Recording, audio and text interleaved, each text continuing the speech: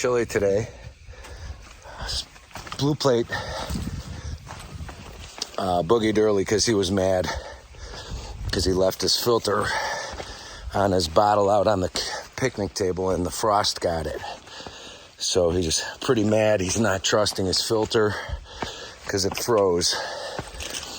And once they do that, they lose their ability to filter the water. Good thing is, a lot of the water in Vermont is good, pretty good. I mean, I wouldn't be too afraid of it, depending on where it is. But it's an unsettling feeling, so it's understandable he got pissed. By the time you see this, obviously, it'll be solved. And we'll all have learned a lesson. Funny enough, I left my filter in the back of my backpack hanging right under the eave of the shelter. And it was fine. It didn't freeze at all. Oh, I wanted to show you that I was walking by this lake this morning. Pretty nice. Here, check it out.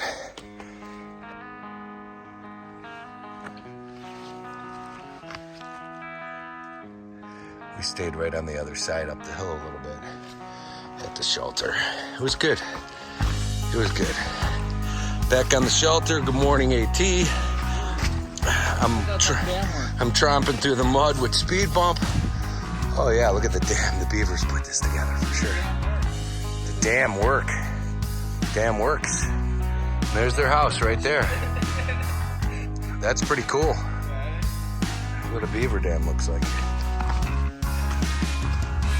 That thing's been there for a long time. These guys are such the engineers.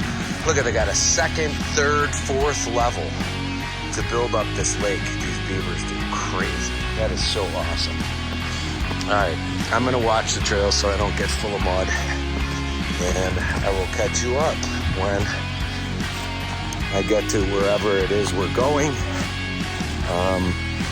which Blue Plate wants to do 17 miles because he wants to get to a new water filter, but I'm not sure if I could do that, and if he can do that, more power to him.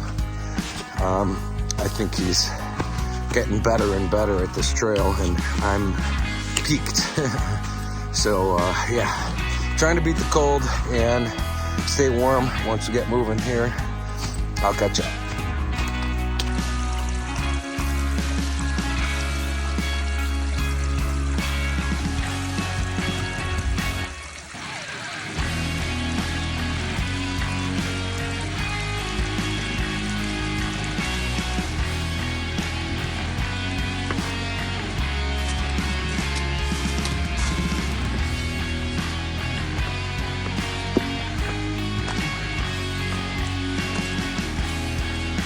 Yep, time for Gore-Tex shoes.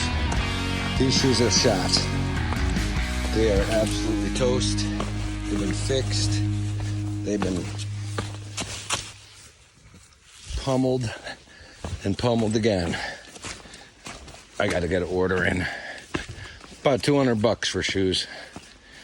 $220 for the ones that are the mids, and that's the ones one of the guys is gonna get. I'm not sure if I'm going to do the same or not, because last time I got them, I didn't like them. And I won't be able to try them on out here. I just got to order them, so I don't know what I'm going to do yet. More beaver pond. Other side of it, probably.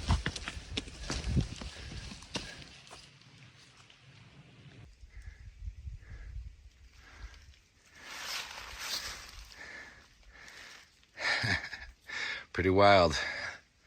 The faces that watch you in the woods.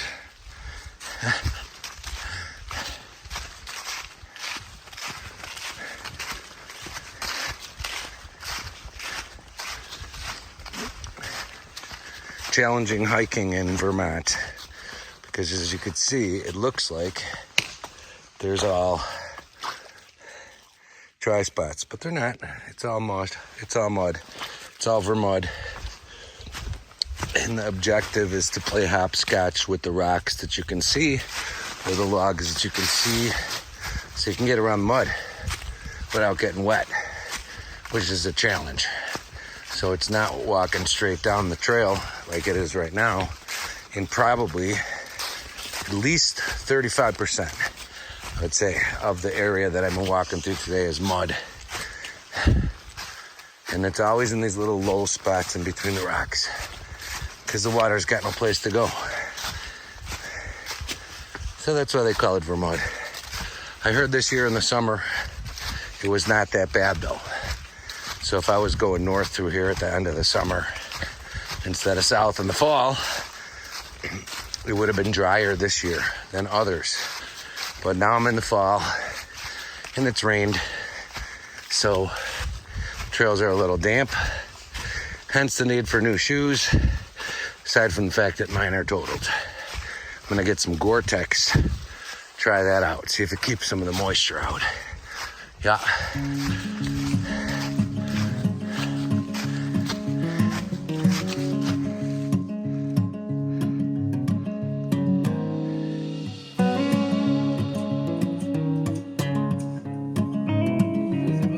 Mental.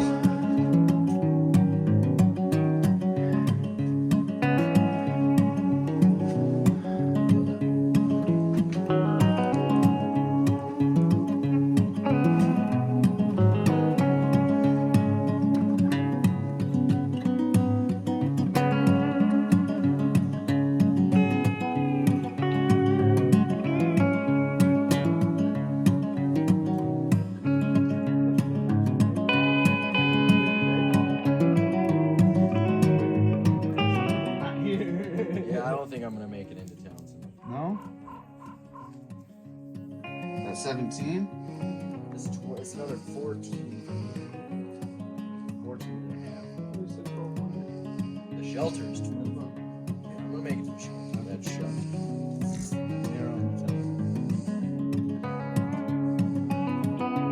Once we get up over this, is it Glastonbury that we're going over? With the watchtower, yeah. Watchtower before the shelter. Yeah, there's a campsite up at the top too.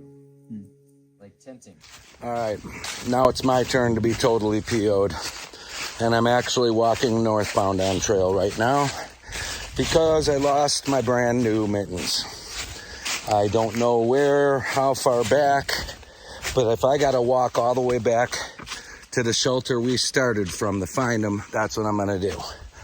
I'm really aggravated at myself that I did not put them in a place that was 100% secure. And they are now not in that place, nor seemingly in my belongings. So I'm just keeping my fingers crossed that they fell out somewhere along the trail in between here and there, or basically I'll be walking today twice and yeah, not making many miles. So I left my pack back at the shelter. Was not having a good day to begin with, things rolling through my mind. But, you know, job, work when I get back from this excellent vacation, and it's not a vacation, but this journey, this adventure, find myself getting all caught up in some negative thinking, and losing my gloves is not helping. It's certainly not helping me keep a positive mental attitude about today, but I'm going to persevere and try to overcome some of the other thoughts for the search for the gloves now. So there's that. Anyhow, I can't believe it. You know, first blue plate this morning in this filter, and now me losing my gloves. I hope they don't wait up for me. I hope they move ahead. It'd be kind of dumb because I'm already about 1.25 miles backtracking on the trail to find them and have not seen them yet. So I hope to give you good news when this is all done. Otherwise I'll be defeated, which I do not like being defeated. It's very hard on me. But I'm gonna try find those gloves, let me tell you. Here goes, I'll let you know. I'll catch up. I am so happy right now. I was just about to give up.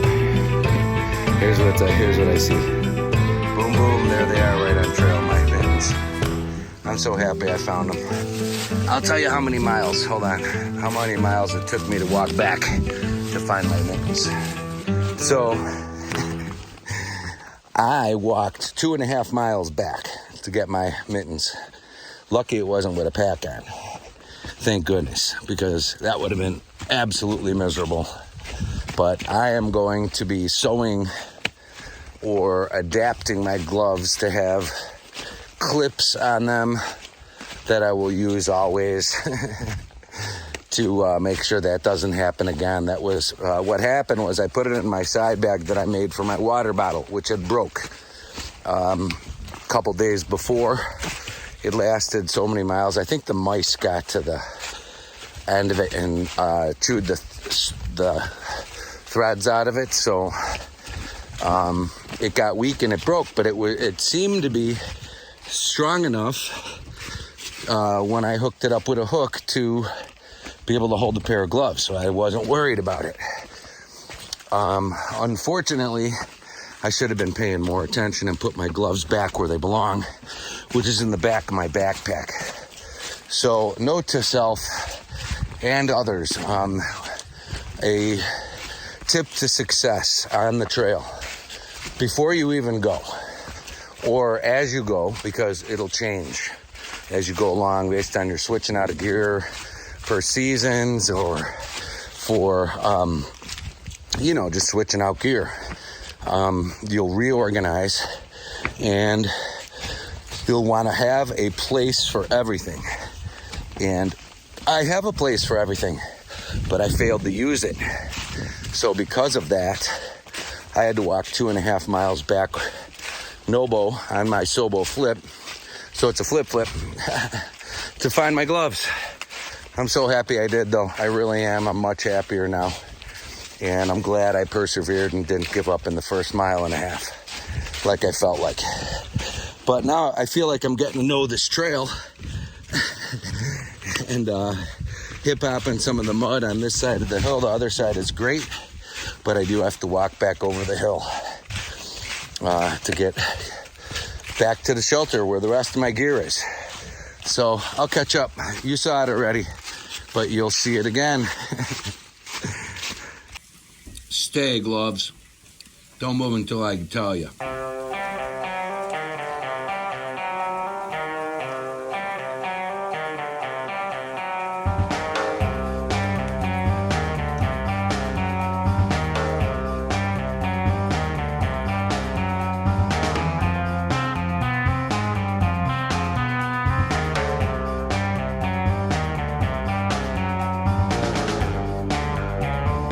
Tower. We're not going up the tower. I'm tired. It says no climb. See? Please do not climb the tower. Okay. Alright, great. I won't. Have a good evening, tower. Ooh, would have been fun, but I'm tired anyway.